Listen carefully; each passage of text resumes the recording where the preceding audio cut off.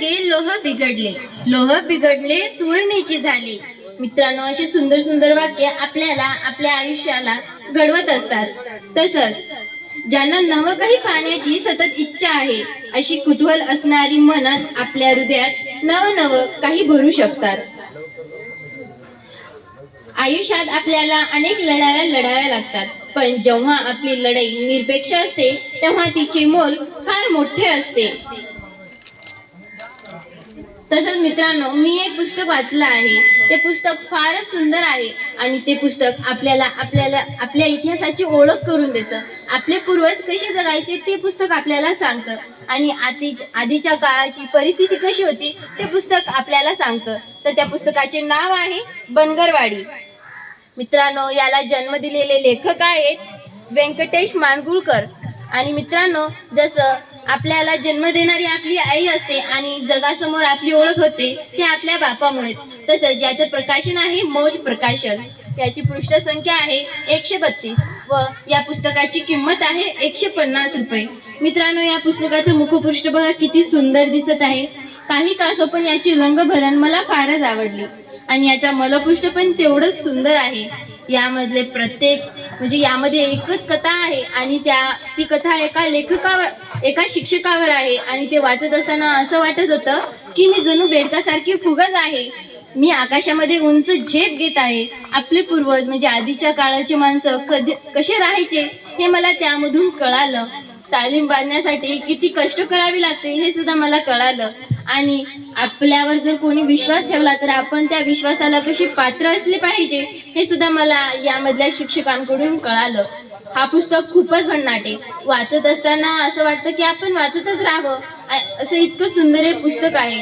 मित्रांनो, एक पुस्तक दुसऱ्या पुस्तकाची कशी ओळख करून देतं हे मला नव्यानं उमगलं. आम्ही नदीष्ट हा पुस्तक वाचला होता. याच्या मलपृष्ठावर बनगरवाडी या पुस्तकाचं नाव आलं होतं, म्हणून आम्ही हा पुस्तक वाचायला घेतला आणि तेवढंच हा पुस्तक सुंदर निघाला, सेम नदीष्ट सारखा. हा पुस्तक वाचत असताना आम्हाला फार मज्जा आली.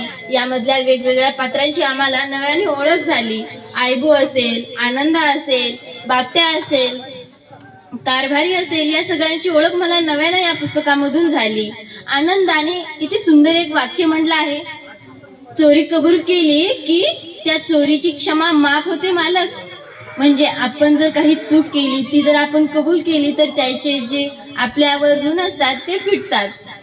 तसंच मित्रांनो, यामधल्या प्रत्येक पात्राने नवीन गंमत निर्माण होते आणि आधीचे माणसं कशी कठोर होते, कष्टाळू होते हे या पुस्तकामधून आपल्याला शिकायला भेटतं. एक शिक्षक जर ठरवू शकला तर तो एका बिघडलेल्या गावाला सुद्धा कसं सुधारू शकतो हे या पुस्तकामधून मला कळालं. मेंढपाळ असो वा कोणी असो, त्या गावाला शिक्षक हे आकार देऊ शकतो हे मला नव्यानं यामधलं कळालं. आणि आधीच्या शासनाची परिस्थिती कशी होती हे सुद्धा मला या पुस्तकामधून कळालं. हे वाचत असताना आपले पूर्वज कसे होते हे आपल्याला कळतं. त्यामधल्या प्रत्येक क्षणोक्षणी असं वाटत होतं की मी त्या पात्रामध्ये उतरले आहे आणि मी प्रत्यक्ष त्या पात्रासंगीत जगत आहे असं मला वाटत होतं.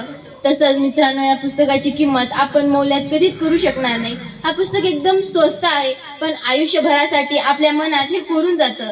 आमचे आवडते पुस्तक वेगवेगळे आहेत, पण त्यामध्ये या पुस्तकाची सुद्धा भर झाली. इतकं सुंदर हे पुस्तक आहे.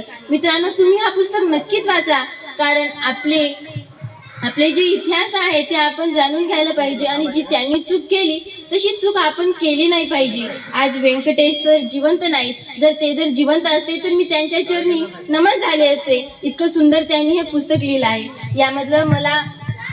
यामध्ये दशमांची पिशवी पाठीला मारून मी बनगरवाडीला निघालो होतो आणि याचा शेवट,